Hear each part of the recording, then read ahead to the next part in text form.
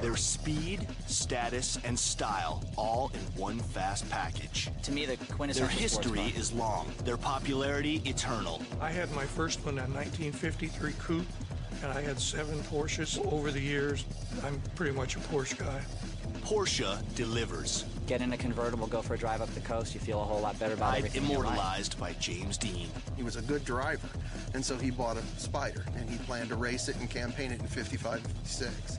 From one icon to another, it's about stars and the James Dean Spider and Porsche. Hitting the straightaway here on Rides. The first one arrived in 1948.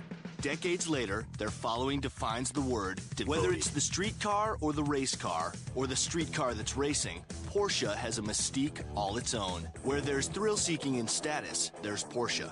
And where's there more thrill-seeking in status than Hollywood?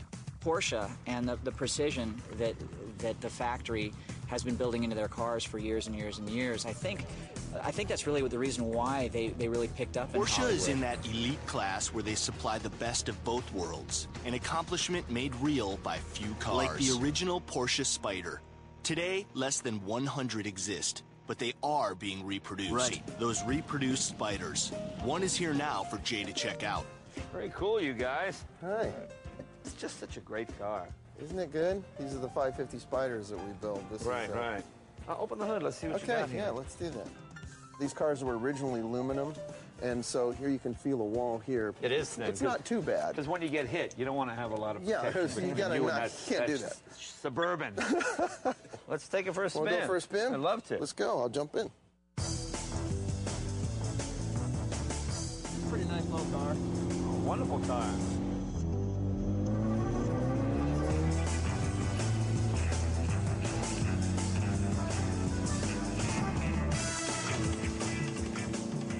Very light. It feels like a lot more than 150 horsepower. Handles really well. Boy, it's a lot of fun to drive. It really is.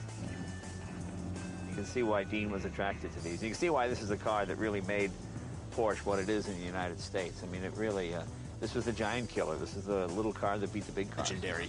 The car was a part of the actor's untimely death in 1955.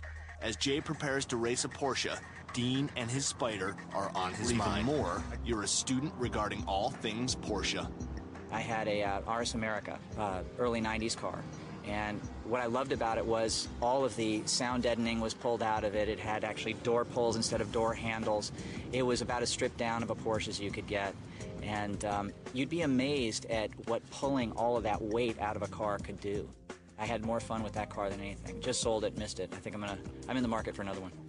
He's from a family of Porsche fans, knowing there's one good way to unwind after a long day of toiling in Hollywood. The method? Get in your Porsche and take off. My dad was Ricky Nelson, and he was a pretty big star. He had a weekly television show that was the #1 show around. It actually ran for 14 years, and he's the 5th all-time record seller in history.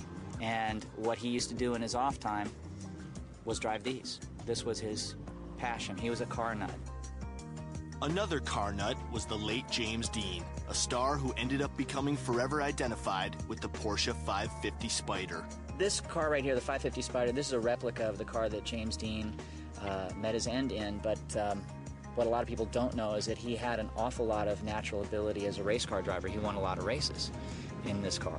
Another actor also raced with Porsche. He was one fast-moving star.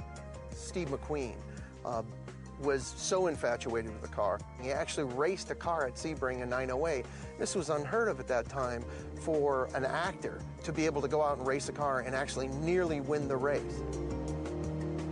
This is still a fantastic handling car. It's very, very stripped down, very light car, a lot of power for the weight, and I just think it's a really sexy line. It's a lot of fun to drive. And all that fun comes from a California shop known as Automotive 91 Legends. cab, 97 cabriolet that lasted, well, on my street it lasted about 5 days.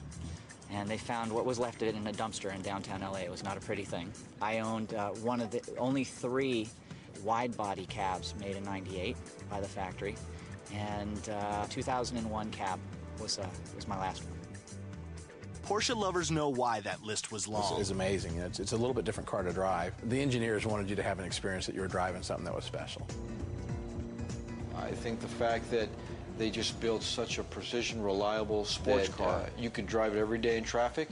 You can take it out on the highway and take it for a real run, and it just performs. And it's nice to have a car that functions on a daily basis and for special occasions. You don't want just a unique sports car that's only good for the weekends, because what do you do the rest of the time? You don't get to enjoy it.